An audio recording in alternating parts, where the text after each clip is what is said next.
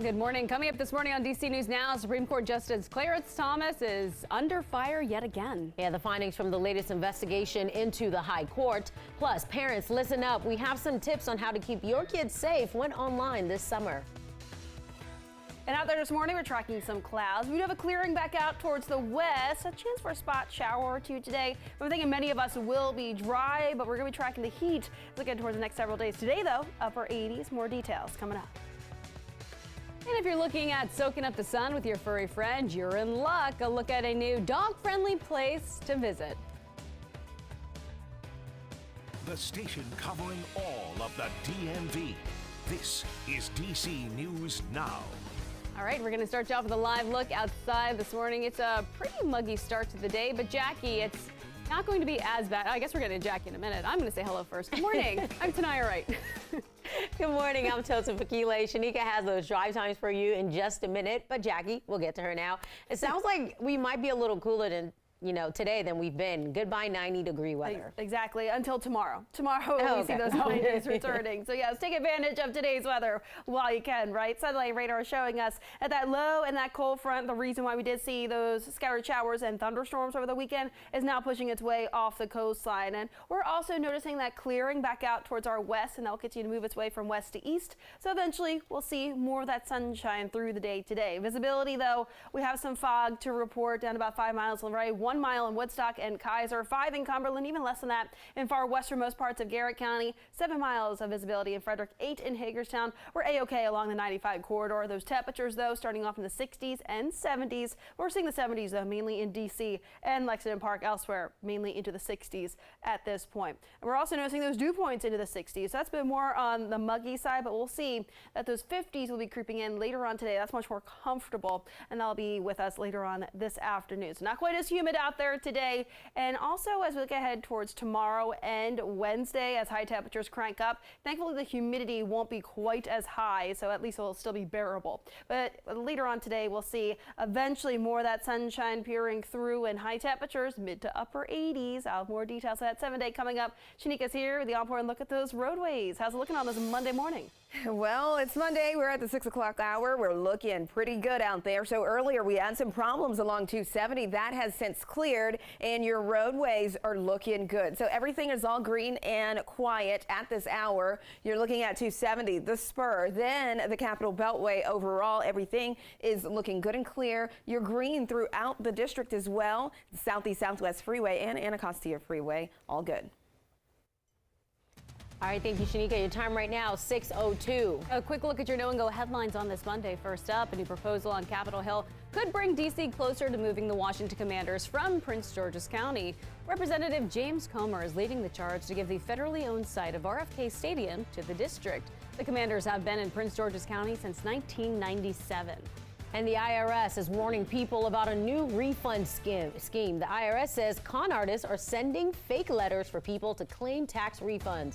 The agency says to look out for spelling mistakes and incorrect contact information to tell you if you got a fake letter.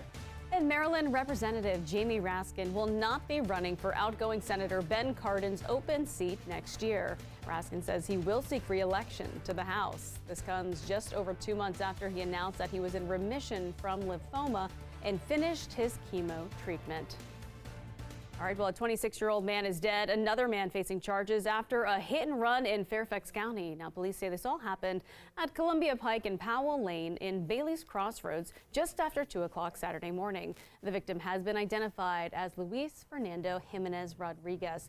Police say the driver, Benjamin Lopez Encinas, hit him and took off. He was found later Saturday morning and charged with DUI.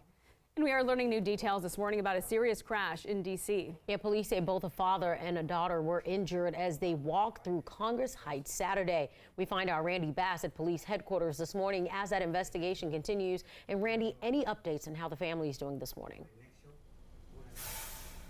Yes, this morning we know that little girl who leaders are calling Baby Racy. She's still in the hospital recovering at this point. Police telling us her injuries are far more serious than the injuries her father sustained in that very same crash. Take a look at these photos here showing you just how dramatic the entire scene was. Councilmember Trayon White said Baby Racy suffered a broken shoulder, broken hip, and a fractured skull. She was pinned under that car driven by 32-year-old Tanaya Vaney, who police suspect was impaired at the time of the crash. Neighbors near the scene along 4th Street Southeast are still shaken up days later. That it could have been me, or it could have been somebody else that I know, but it happened to be a little child. That makes it even worse. Police say they found the driver in a nearby alleyway after the crash. She was arrested and charged with driving under the influence, reckless driving, and leaving after colliding, among other charges she faces this morning.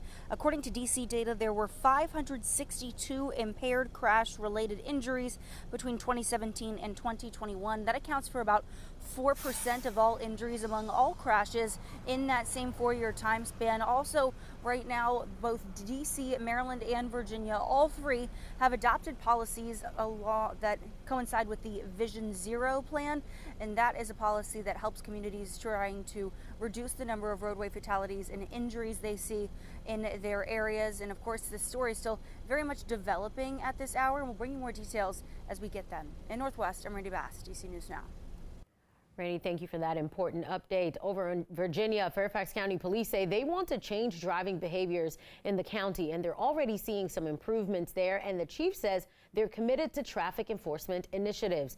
Fairfax Police say they've tripled the number of traffic citations issued this year compared to 2022. In February, Fairfax County started a pilot speed camera program installing new speed cameras in 8 different school zones. This year, they also had the 50 Means 50 campaign that was created to stop dangerous driving on the Fairfax County Parkway after an officer was almost killed during a traffic stop in May. Police say they've embraced automatic traffic enforcement because research shows it actually changes driving behaviors. So far this year, and we're halfway through the year, so we got a long way to go. Our overall crashes in Fairfax County are down significantly. Our fatal crashes are down significantly, and our pedestrian fatal crashes are down dramatically.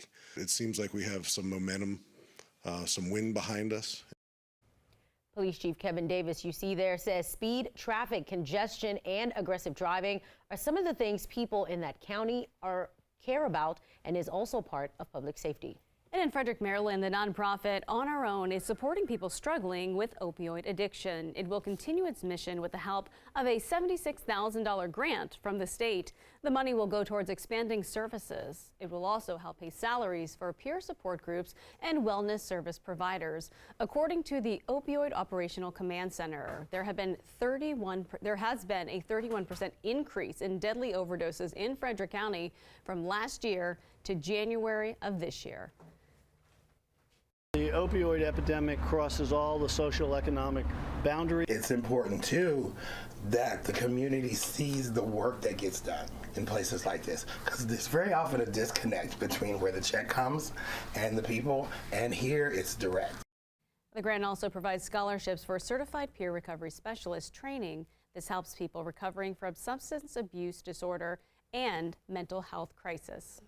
The time right now, 6:07, and West Virginians living in the Blue Ridge Mountain area are speaking out after the county says it's dissolving the Emergency Services Agency Board for 2 fire departments. That means operations will now be controlled by the county. Officials say the controversial decision will not impact emergency services. They're also offering to help hire new recruits.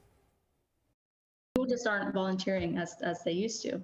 And so I think that Jefferson County was trying to be innovative and proactive in ensuring that we could continue to provide the ambulance services to our residents without having like a seamless break in service. Officials say they're open to working with the community to find any changes that may need to be made.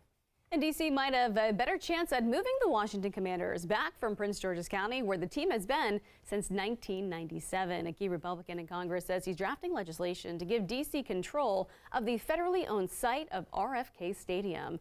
Head of the House Oversight Committee, James Comer, is leading this charge. He says he's interested in working with Mayor Bowser on the issue. Meantime, people around the district say they're excited about the Commanders possibly coming home.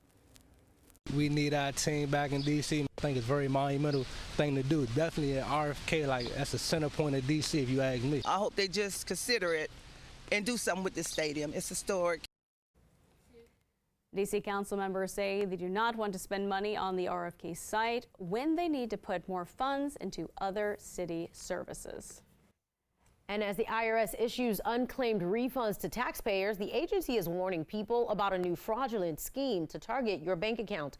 They say con artists are using old-fashioned physical envelopes now. The IRS says the fraudulent mail shows up in a cardboard envelope from a delivery service. The letter inside imitates IRS formatting and says, quote, "in relation to your unclaimed refund" on the cover. However, instead of a refund, the letter asks for detailed information that can be used to steal your financial information or file a tax refund in your name. On your screen, a statement from the IRS commissioner that says in part, quote, "these scams can come in through email, text, or even in special mailings. People should be careful to watch out for red flags that clearly mark these as IRS scams." Now, some of those red flags to look out for are checking the wording and punctuation. Pay attention to the letter's font to see if it changes. And finally, see if the stated filing deadline, IRS telephone number, and contact information are wrong on the letter. And for more information on known IRS fraudulent messages, you can check out the Dirty Dozen list on our website, dcnewsnow.com. Your time right now is 6:10 this morning. According to an investigation from the New York Times, Supreme Court Justice Clarence Thomas accepted more undisclosed gifts through a nonprofit known as Horatio Alger Association of Distinguished Americans. The report says the organization gave him gifts like vacations, VIP tickets to sporting events, and even parties. The investigation also found that Thomas received benefits from members of the organization with connections to the Republican Party. The report goes on to say that he did not disclose a lot of the gifts and trips he received over the past 2 decades. This comes as Thomas is facing criticism for accepting luxury trips from GOP megadonor Harlan Crow without reporting them.